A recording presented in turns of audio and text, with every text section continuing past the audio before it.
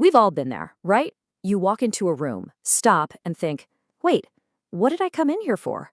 Today, we're going to dive into what's really happening in our brains as we get older and why that little moment of forgetfulness, well, it might not be what you think it is. I mean, it's a question that probably creeps into your mind more than you'd like. That little jolt of panic when you can't find your keys, or a name is right there, oh, it's on the tip of your tongue. You can't help but wonder, is this it? Is my memory starting to go? Well, that fear, it's totally understandable. But honestly, it's just the tip of the iceberg. What we're going to do now is look beneath the surface, past that very common anxiety, to get the full, more complete picture of what mental wellness really looks like in our later years. All right, let's get right into it. The first thing we need to do is draw a line in the sand between those everyday memory glitches and something that might be more serious. So what's the difference? Here's the good news. These kinds of cognitive mishaps, they're a perfectly normal part of getting older. Yeah, as we move through middle age, they might happen a bit more often, but they absolutely do not mean something is seriously wrong.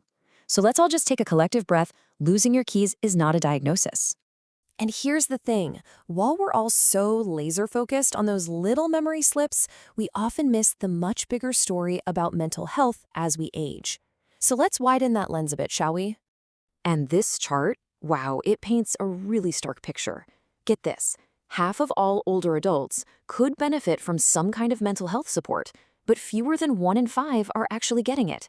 That is a massive, massive gap, and it tells us we are missing a huge piece of the puzzle. So what's falling through that gap? Well, for starters, depression. It's one of the most common issues out there, affecting up to 20%. That's 1 in 5 older adults. And we're not just talking about feeling a little blue. This is a clinical disorder that can just steal their quality of life, and it often happens in total silence. And then you've got anxiety, which is also incredibly common. At any given moment, about 11% of older women in the US are dealing with an anxiety disorder. And it makes sense, right? The unique pressures of aging, worrying about your health, losing loved ones, it can create the perfect storm for these feelings to take hold. And we can't forget about substance misuse. Now, it does tend to decline after age 60, but alcohol use disorder still affects up to 7% of older men in any given year. And a lot of times this actually starts later in life, maybe as a way to cope with all those pressures we just talked about. So all this brings us back to cognition, but now we need to be super precise with our words. There are a lot of confusing terms thrown around, so let's just break them down and get our facts straight. First up, delirium. This is a state of major confusion that comes on fast. We're talking hours or days, not a slow, gradual decline. The most important thing to know is that it's often temporary, and it's usually triggered by a physical problem, like a bad infection. This is a totally different beast from dementia. Okay, and here is the next crucial distinction. It really all boils down to one word: independence. With a mild neurocognitive disorder, someone might have some memory problems, sure, but they can still handle their daily life. With a major disorder, that decline is so big that it literally robs them of their ability to live on their own. That's the line in the sand. So when we talk about major neurocognitive disorders, let's be real. We're very often talking about Alzheimer's disease. It's the big one. It's by far the most common form, making up something like 2/3 of all cases. So let's look at how it usually plays out. It's a gradual process, you know? It starts with those small memory issues we all worry about, but then it moves on. The person starts having a really tough time with complex things, like managing their finances. Then, even simple tasks become a struggle.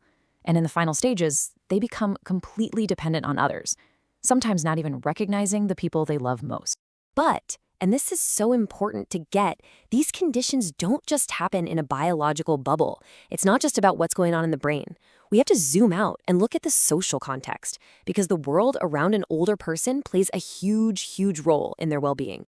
There's this really powerful idea called triple jeopardy. Think of it like this. An older person might face discrimination just because of their age. That's ageism.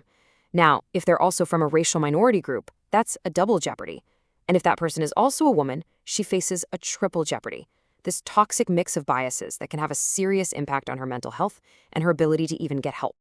Okay, so after all of that, you might be wondering, where do we go from here? Well, the good news is there's a growing movement that's all about a more proactive, more empowering approach to aging well. So what can we do about it? The whole way of thinking is shifting towards wellness promotion.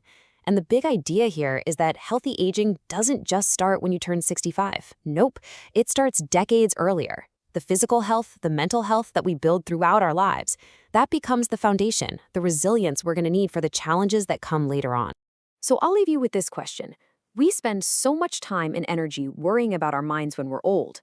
But what if the most powerful thing we can do for our future selves isn't about worrying about tomorrow, but about focusing on our total well-being, right here, right now? Thanks for joining me for this explainer.